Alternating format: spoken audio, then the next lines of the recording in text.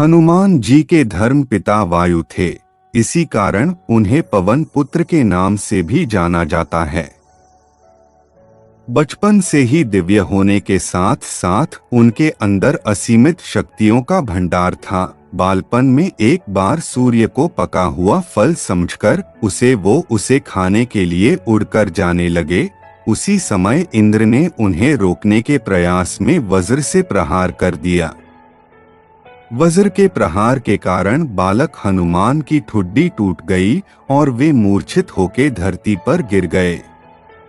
इस घटना से कुपित होकर पवन देव ने संसार भर में वायु के प्रभाव को रोक दिया, जिसके कारण सभी प्राणियों में हाहाकार मच गया। वायु देव को शांत करने के लिए अंततः इंद्र ने अपने द्वारा किए गए वज्र के प्रभाव को वापस ले लिया। साथ ही साथ अन्य देवताओं ने बालक हनुमान को कई वरदान भी दिए। यद्यपि वज्र के प्रभाव ने हनुमान की ठुड्डी पे कभी ना मिटने वाला चिन्ह छोड़ दिया, तदुपरांत जब हनुमान को सूर्य के महाज्ञानी होने का पता चला तो उन्होंने अपने शरीर को बड़ा करके सूर्य की कक्षा में रख दिया और सूर्य से विनती की कि वो उन्हें अपना शिष्य स्वीकार करें। मगर सूर्य ने उनका अनुरोध ये कहकर अस्वीकार कर दिया कि चूंकि वो अपने कर्म स्वरूप सदैव अपने रथ पे भ्रमण करते रहते हैं, अतः हनुमान प्रभावपूर्ण तरीके से शिक्षा ग्रहण नहीं कर पाएंगे।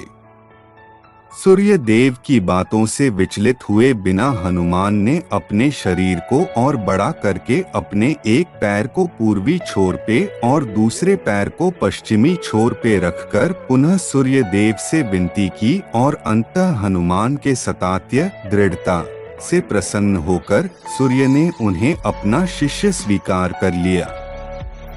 तदोपरांत हनुमान ने सूर्य देव के साथ निरंतर भ्रमण करके अपनी शिक्षा ग्रहण की। शिक्षा पूर्ण होने के उपरांत हनुमान ने सूर्य देव से गुरु दक्षिणा लेने के लिए आग्रह किया, परंतु सूर्य देव ने ये कहकर मना कर दिया कि तुम जैसे समर्पित शिष्य को शिक्षा प्रदान करने में मैंने जिस आनंद की अनुभूति की है वो किसी गुरु दक्षिणा से कम नहीं है।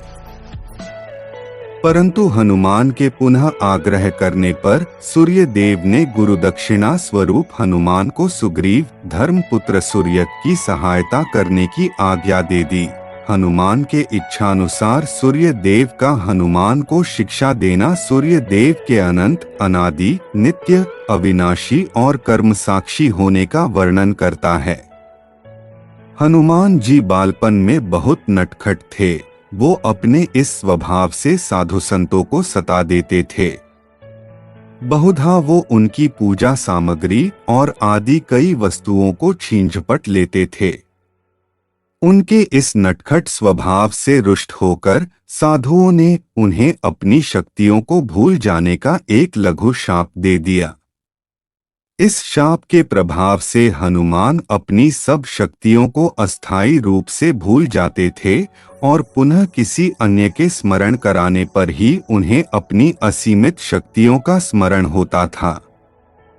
ऐसा माना जाता है कि अगर हनुमान शाप रहित होते तो रामायण में राम रावण युद्ध का स्वरूप पृथक, भिन्न, न्यारा ही होता।